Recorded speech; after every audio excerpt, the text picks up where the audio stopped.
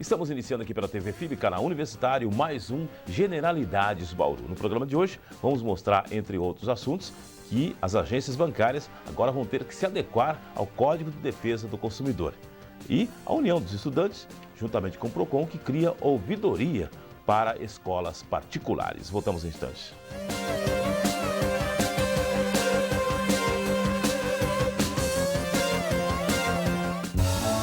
Domus Educandi, educação infantil e ensino fundamental. Venha fazer parte desta família. Qualidade de ensino, experiência, segurança, estrutura e satisfação. Matrículas abertas.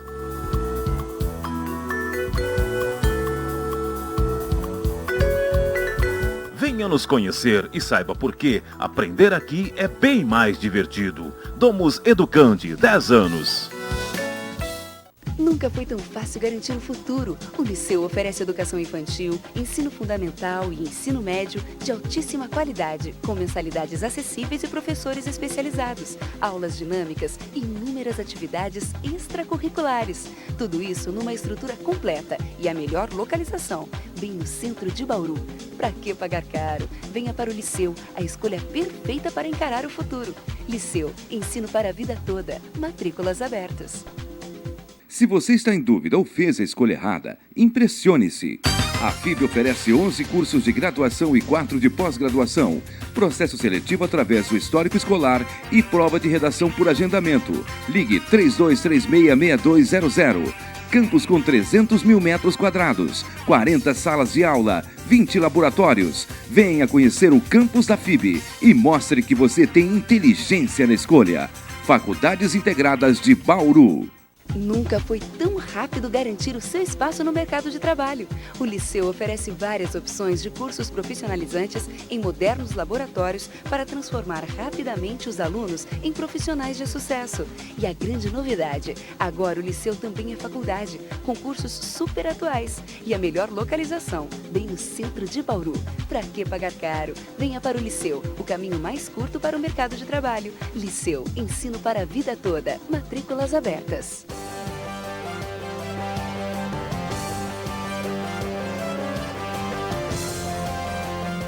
As tendências do mercado de turismo para o ano de 2007 foi o tema de uma palestra promovida por alunos do terceiro ano de turismo da FIB, Faculdades Integradas de Bauru. O palestrante foi o diretor regional de uma conhecida agência do ramo na região. O mercado de trabalho hoje em Bauru é muito forte para o lado do turismo.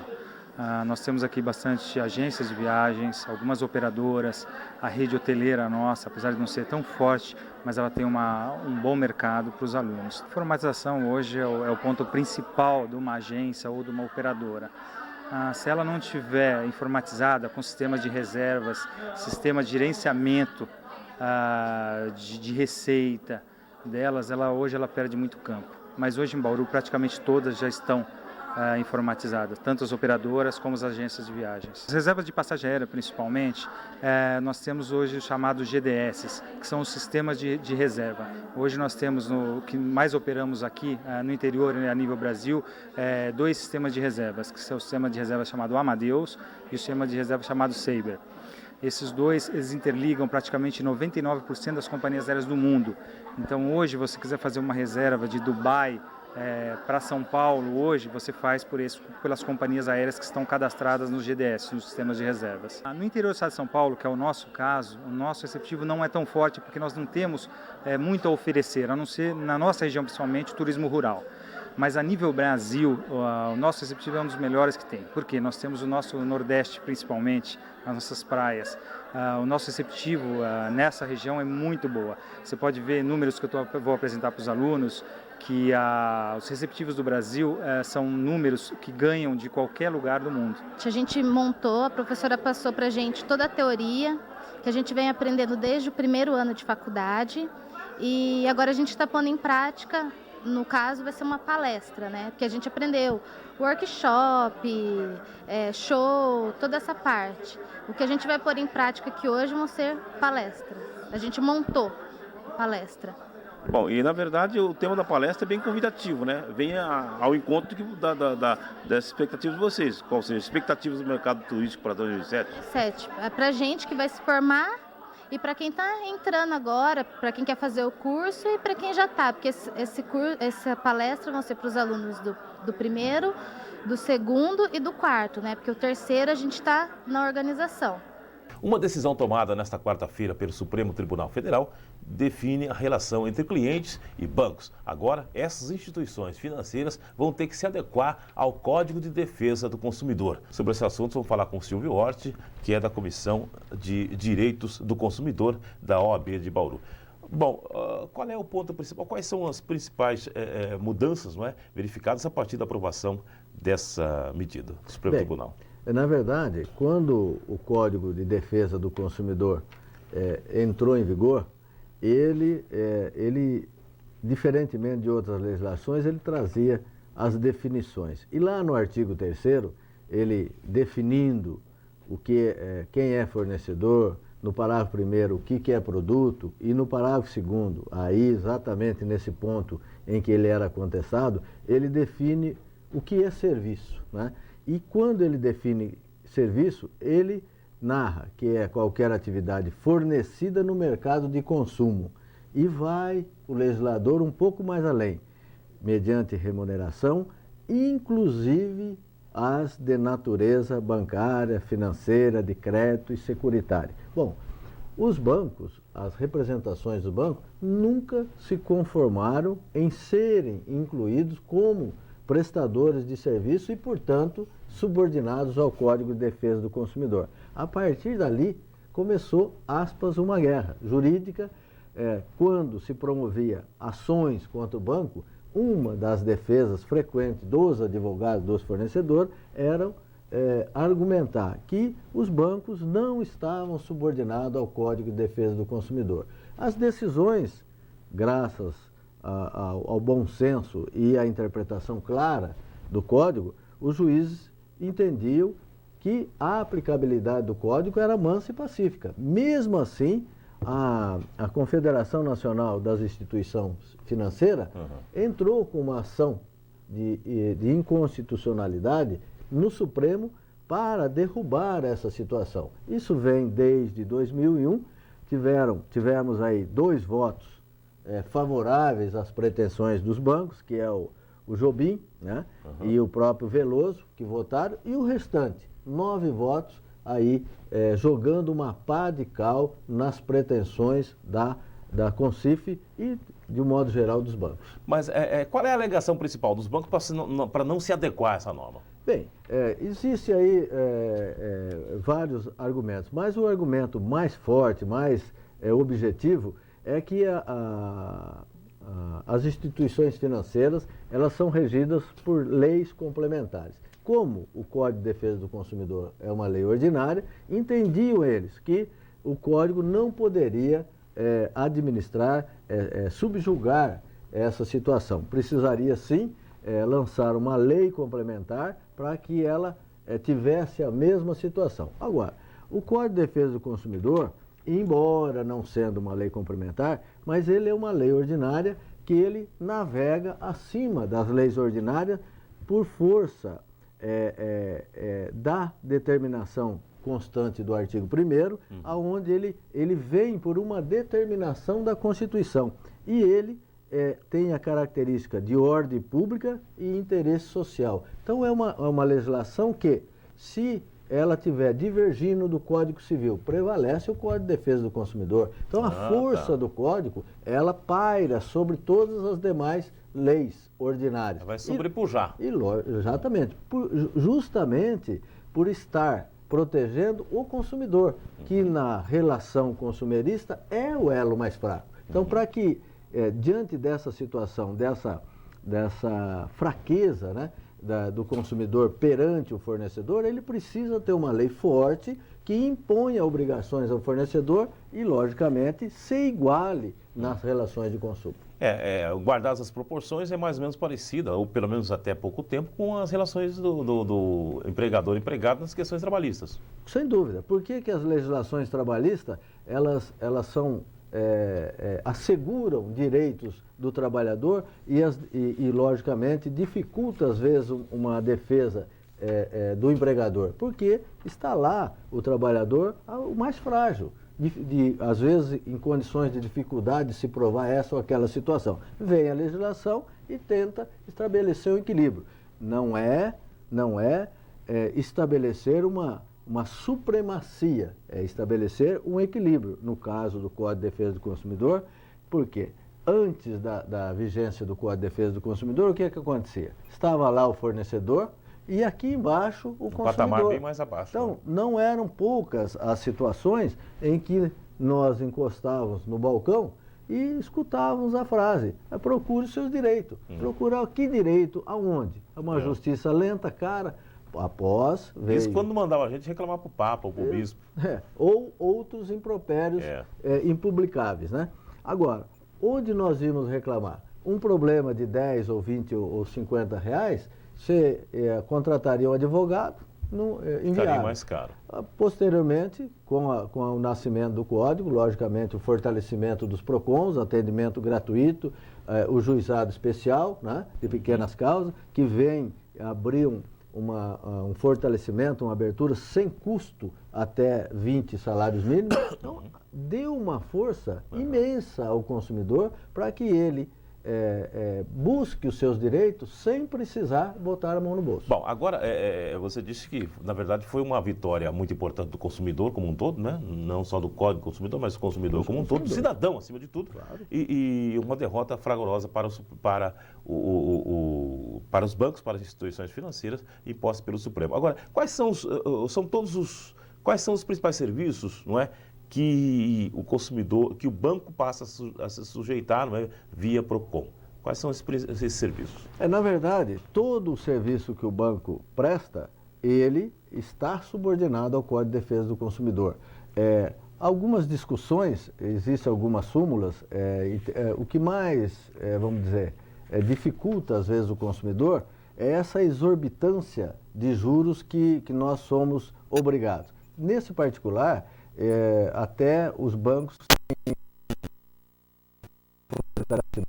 que já existe súmulas, né, que indicam que os bancos não são obrigados a estabelecer o parâmetro da lei de usura, ou quando o artigo 192, que também já foi derrogado quando falava em juro de 12% ao ano, e deixa para o Banco Central estabelecer a política de juros. E, logicamente, que esse juro exorbitante, ele vem aí da fixação das taxas e, logicamente, com os riscos, etc., acabam desaguando no consumidor.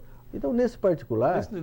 Por exemplo, para dar um exemplo mais claro para o telespectador, a questão do cheque especial, por exemplo. Não tem como, né, o banco cobrar lá uma exorbitância pelo cheque especial, o consumidor não pode fazer nada desse sentido. Né? O que a gente orienta, na verdade... ou tarifa por tirar extrato. Vamos estabelecer um produto. Eu tenho lá uma dúzia de laranja e você uma dúzia de laranja. Você vende a R$1, eu vendo a R$5. Então, eu posso vender a minha laranja a R$5? Posso. Né? O que o consumidor ele tem que ter na mão? Ele tem que ter a livre concorrência para estabelecer, fazer com que essa exorbitância da minha laranja caia para o próximo de R$1. Agora, o que os bancos fazem? A proximidade de juros deles são muito equivalentes. Fica quase um cartel. Exatamente. Então, esse já é um outro problema que precisaria ser trabalhado. Mas a fixação, o custo do meu dinheiro, eu posso fixar, desde que não seja uma abusividade. Eu posso fixar, cabendo ao consumidor a rechaçar aquele empréstimo e buscar outras instituições financeiras que oferecem melhores condições. Mas não é só isso. Você veja bem, não são raras as vezes que nós somos surpreendidos com cartões de crédito em nossa residência e não temos como discutir. Então, o código nos auxilia. Se nós não tivéssemos o código, realmente estaríamos numa situação bastante delicada. Quando recebemos um contrato e assinamos, e o gerente nos mostra aquela folha para nós assinarmos aqui e acolá, e recolhe e não nos dá uma cópia. É um direito do consumidor ficar com uma cópia. Basta que ele exija. E, logicamente, o código garante esse direito. E se as letras são minúsculas, e o são, né? E o código determina que naquelas cláusulas onde existe uma imposição ou um valor mais importante dentro do contexto do contrato, algumas cláusulas são mais importantes. Essas cláusulas deverão vir em negrito, sendo destacada para chamar a atenção do consumidor, para ele tomar cuidado. Ora, se o código não tem aplicação, não são eles obrigados, ele lança tudo num patamar, como que você vai ler 2 ou 3 laudas de um contrato numa letra minúscula? Essa questão do código aí também, ela vai ajudar o consumidor na questão de, por exemplo, alguém do hacker. Nós falamos muito sobre esse assunto, os hackers que entram na sua conta e desviam o seu dinheiro e tal. O consumidor está protegido nesse sentido aí? Com certeza. Houve aí... Que, na verdade, ela não tem uma lei assim, não é? O código tem um instituto, e até nós vimos, eu ia até forçar uma situação para nós falar. Eu vejo como um instituto de maior força do Código de Defesa do Consumidor. Como que acontece quando você bate as portas da justiça? Então, existe um princípio que diz lá, quem alega tem que provar. Ou seja, se eu alego que o seu preço é caro, que o seu produto não presta, a regra dos demais legislações, eu alego, eu provo. Agora, o Código de Defesa do Consumidor, ele trata o consumidor como um cidadão mais fraco na relação de consumo. Então, o que ele estabelece? Estabelece o instituto da inversão do ônus da prova. Então, quando existe os princípios da verossimilhança e da hipossuficiência, e ele demonstra para o juiz que ele é fraco na relação e que o que ele alega é verdadeiro, o juiz determina ao fornecedor, você fornecedor, embora o consumidor esteja alegando, você fornecedor tem que demonstrar que o seu produto é bom. Se você não provar que o seu produto é bom, a razão estará com o consumidor. Então essa daí é uma força enorme que cairia por terra se a inconstitucionalidade permanecesse como pretendia a CONCIF. Certo. Uma outra questão. Por exemplo, se o banco cobrar indevidamente uma taxa ou qualquer coisa parecida da sua conta, o consumidor tem direito, então, de receber o dobro dessa quantia? Outra particularidade. Quer dizer, você, além de receber ele reajustado monetariamente, se você teve um desconto indevido na sua conta, ou você pagou uma dívida indevidamente, você tem ela reajustada e, como punição automática ao fornecedor e ao sistema financeiro, ao banco, ele tem que pagar em dobro, sem prejuízo de possíveis danos morais que serão pleiteados na própria ação ou numa ação à parte. Então, isso já é uma punição automática, é um direito literal. Cobrou 10 indevidamente, ajusta monetariamente e devolve o dobro. Essa é uma punição imediata, de maneira clara, de maneira precisa, que determina o Código de Defesa do Consumidor. Então, são alguns pontos que nós estamos abordando que demonstram a fragilidade que ficaria o consumidor se os bancos saem dessa relação. Graças ao bom senso de 9 dos ministros, né? 2, inclusive já aposentados, né? O Jobim, que passando pelo Supremo, tomou decisões aí que a imprensa comentou de maneira significativa, o caso do Zé Dirceu. Então, lógico, é uma democracia, ele é um ministro, tem o poder de interpretar a lei ao seu bel prazer. Mas todas as decisões dele, a imprensa sempre abordou de uma maneira significativa. E no caso do Código de Defesa do Consumidor não foi diferente. Além do que muitos ministros, inclusive ele, ficou aí alguns anos com isso daí na sua gaveta para esse ano, protelando uma situação, o que os órgãos de defesa do consumidor ficavam extremamente preocupados. Por que não decide?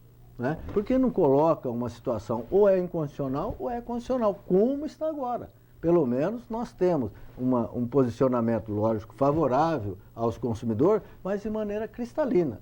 Esse instituto é constitucional e o consumidor pode bater as portas da justiça sem medo de receber lá na frente uma decisão do juiz de primeira instância que não se aplica o código nessa ou naquela situação. Ok, senhor, obrigado pela sua participação conosco. Eu que agradeço. Veja a seguir, estudantes de PROCON se unem para criar a ouvidoria para escolas particulares. Voltamos em instantes.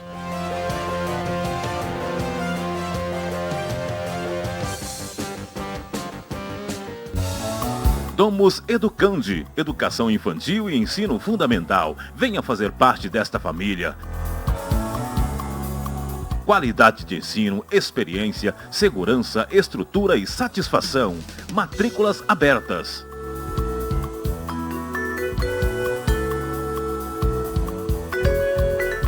Venha nos conhecer e saiba por que aprender aqui é bem mais divertido. Domus Educandi, 10 anos. Nunca foi tão fácil garantir um futuro. O Liceu oferece educação infantil, ensino fundamental e ensino médio de altíssima qualidade, com mensalidades acessíveis e professores especializados, aulas dinâmicas e inúmeras atividades extracurriculares. Tudo isso numa estrutura completa e a melhor localização, bem no centro de Bauru. Pra que pagar caro? Venha para o Liceu, a escolha perfeita para encarar o futuro. Liceu, ensino para a vida toda. Matrículas abertas. Se você está em dúvida ou fez a escolha errada, impressione-se.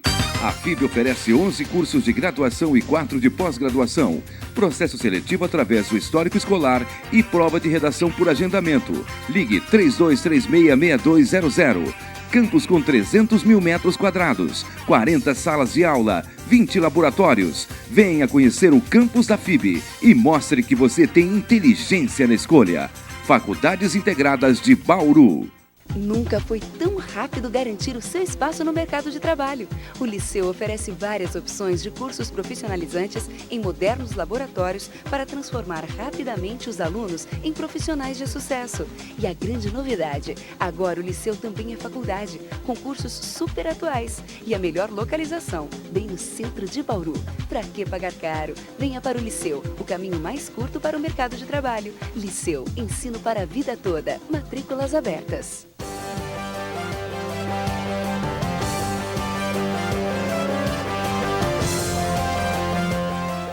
A União Nacional dos Estudantes, a União Estadual e também o PROCON se uniram para criar a ouvidoria e assim ouvir denúncias de escolas particulares que estiverem praticando algum tipo de abuso. Para falar desse assunto, nós estamos recebendo em nossos estúdios o Jorge Moura, que é diretor de políticas educacionais, não é?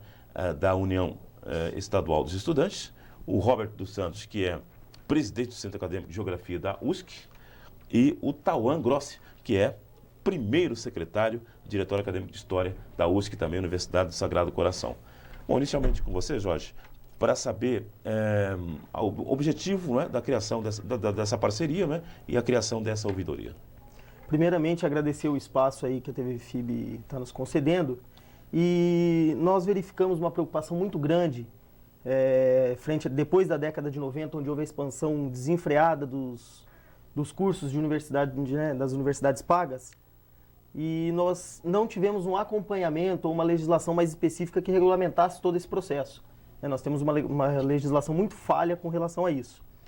E muitos problemas ocorrem por conta dessa legislação um pouco omissa.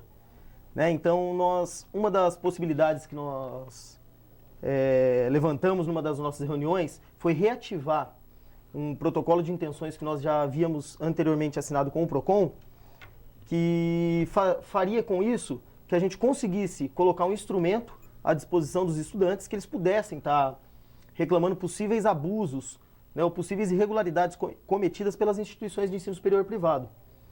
Então, com isso, nós conseguimos colocar uma medida legal à disposição do estudante que pudéssemos estar fiscalizando a atuação dessas instituições privadas. Agora, na prática, quais são os abusos mais comuns, não é? que os estudantes reclamam, né? Que eles são vítimas, né? Das instituições, das faculdades e universidades particulares?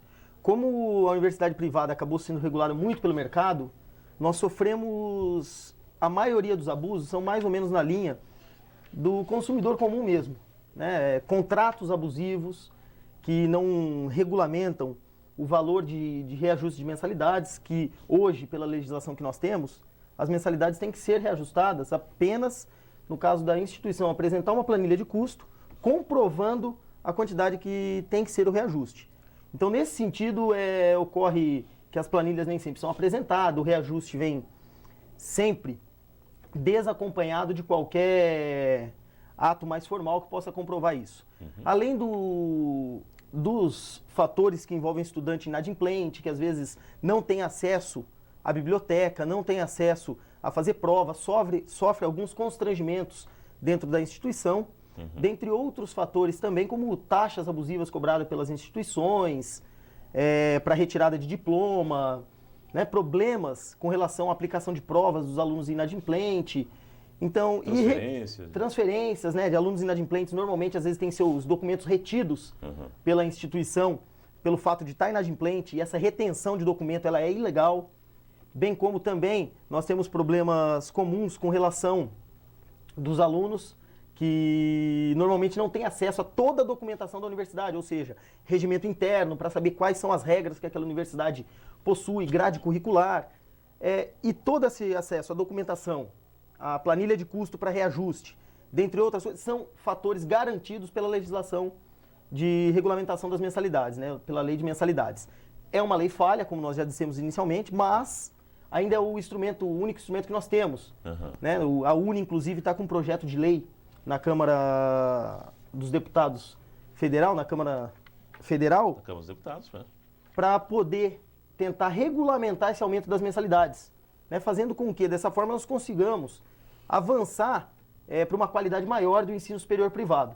Esse projeto está tramitando, nós acreditamos que esse ano não vá para a pauta de votação, mas é um projeto bem avançado e que, sem sombra de dúvidas, qualificaria e muito a educação superior privada no país. Ok. O Robert dos Santos, presidente do Centro Acadêmico de Geografia da USC. Bom, vocês passaram uma comissão por aqui para apresentar para algumas entidades, inclusive para o prefeito municipal, essa proposta, né? O que vocês na prática apresentaram e quais foram e como é que foi a receptividade? Primeiramente, gostaria de agradecer o espaço aqui da TV FIB para a gente estar trazendo, né, essa campanha, né, da ouvidoria para os outros estudantes, para as outras pessoas verem. Bem, houve a intenção, essa parte de uma caravana que a UNE, junto com a União Estadual dos Estudantes, está fazendo pelas principais cidades do estado de São Paulo. E Bauru, por ser um grande polo, né, de cultura, de conhecimento, e é onde atrai bastante as universidades, não poderia ficar de fora. O pessoal da UNE entrou em contato, da UEA entrou em contato através do Jorge, para estar passando aqui para o Bauru. Então o pessoal veio nessa última terça-feira, no dia 6, e a gente fez algumas agendas, né, com algumas autoridades da cidade. Passamos com o prefeito, o Tuga, né, tinha presente, o prefeito Tuga fez uma recepção ao presidente da UNE, o presidente da UE, apresentamos para ele a ouvidoria. Em seguida fomos até o PROCON, o doutor Almauri, que nos recebeu muito bem, deixou à disposição, né, o PROCON de Bauru para qualquer dúvida ou para qualquer caso de denúncia. E depois a gente teve o Ministério Público, né, com o promotor da Justiça e Defesa do Consumidor, o Dr. Libório Nascimento. No fim, fechamos essa caravana pela cidade, né, com uma assembleia geral dos estudantes da USC. E lá foi apresentada a ouvidoria para os estudantes, a gente esclareceu todas as dúvidas e, se for para fazer até um balanço, acho que foi muito positiva a passagem deles aqui. O importante é que já está, então, sendo colocado em prática, é isso? Sem dúvida. Na prática já existe a ouvidoria. Há 2 meses ela está funcionando. Já tá funcionando. Agora nós estamos interiorizando esse trabalho. Tá. Estamos tentando trazer para todo o interior esse trabalho. Então, um conhecimento mais amplo, né? Sem sombra de dúvida, para que todos os estudantes possam saber realmente o que pode se cobrar ou não dentro das instituições privadas hoje, né? Atualmente, pela legislação que nós temos. Ok. Jorge, obrigado pela sua participação conosco. Obrigado. Jorge Moura, diretor, né, de Políticas Educacionais da UE, União Estadual dos Estudantes. O Roberto dos Santos, obrigado pela sua presença também. Presidente do Centro Acadêmico de Geografia da USC. E o Tauan, obrigado também, Tauan Grossi, primeiro secretário, né, do Diretório Acadêmico de História da Universidade do Sagrado Coração. Estamos encerrando aqui pela TV FIB, canal universitário, mais um Generalidades Bauru. A você, telespectador, muito obrigado pela audiência e pela preferência. Até a próxima.